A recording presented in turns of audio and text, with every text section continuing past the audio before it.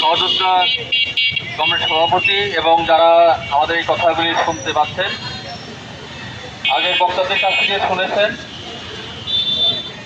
আমাদের বিশেষ করে বাংলাদেশে তো বটেই, বেগম রোকেয়া বিশ্ববিদ্যালয় তো বটেই, গোটা পৃথিবীর বিবেকবান মানুষের যে আঘাত এনেছে আবু সাঈদের জীবন দেওয়ার মধ্য দিয়ে। আমরা দেখলাম কোটি কোটি মানুষ প্রত্যক্ষ করেছে এই আন্দোলনে যেই ছাত্র নেতৃত্ব দিয়েছে তারা এখানে উপস্থিত আছে। পুলিশের সরাসরি গুলি করে কিভাবে আবু সাঈদ অন্য কাউকে যাতে পুলিশ আক্রমণ না করে তার জন্য সে বুক পেতে দিয়েছিল যে আমাকে এই গুলি করো। পুলিশ নির্বিচারে শতাধিক ছড়িয়ে তার সেই গুলির চিহ্ন রয়েছে, এইভাবে হত্যা করেছে। আর সেই হত্যাকাণ্ড ওই কোথাকার পুলিশের এসআইকে দিয়ে তারা বলেছে ওইখানে নাকি রণক্ষেত্র হয়েছিল, দুই পক্ষের ইটপাটকে আর দুই পক্ষের নাকি গোলাগুলি হয়েছে, সেইভাবে সেই কারণে নাকি গুলি লেগে ওই আবু সাঈদ নাকি মৃত্যুবরণ করেছে।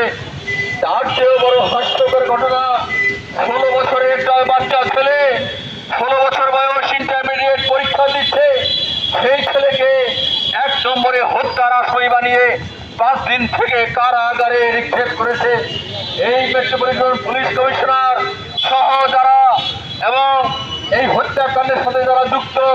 কিভাবে একটা নিষ্পাপ ছেলেকে আসামি করে ওইখানে পাঠিয়ে দিয়েছে। প্রিয় বন্ধুগণ, আপনারা যারা খেয়াল করেছেন এই হত্যার সাথে বেগম রোকেয়া বিশ্ববিদ্যালয়ের ওই তথাকথিত শিক্ষক কমিটির সাধারণ সম্পাদক আসাদ মন্ডল, পুলিশ ওই যে গুলি করতেছিল তার পাশে হেলমেট পরিহিত উনি সেই হত্যার ইন্ধন যোগান দিয়েছে। আর তার সাথে ওই উনি কি গণিতের শিক্ষক, এমন অঙ্ক বসেছে ওই ছেলেকে নির্দিষ্ট করে দেখিয়ে দিয়েছে।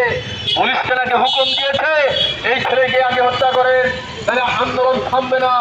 এই আসাদ মন্ডল তথাকথিত নির্লজ্জ এবং বিবেক অনুসন্ধানহীন শিক্ষক এই আসাদ মন্ডল আর মশিউরের গ্রেফতারের দাবি জানাচ্ছে। প্রিয় বন্ধুগণ, বক্তাদের কাছ থেকে শুনেছেন এটা কেমন খেলা চলছে। আজকে চাপে পড়ে ওই মুক্তিযুদ্ধের চেতনার ব্যবসায়ী আজকে আওয়ামী লীগ, সেই আওয়ামী লীগ এখন জামাতের শিবিরের রাজনীতি নাকি নিষিদ্ধ করবে ভাব দেখাচ্ছে। আমরা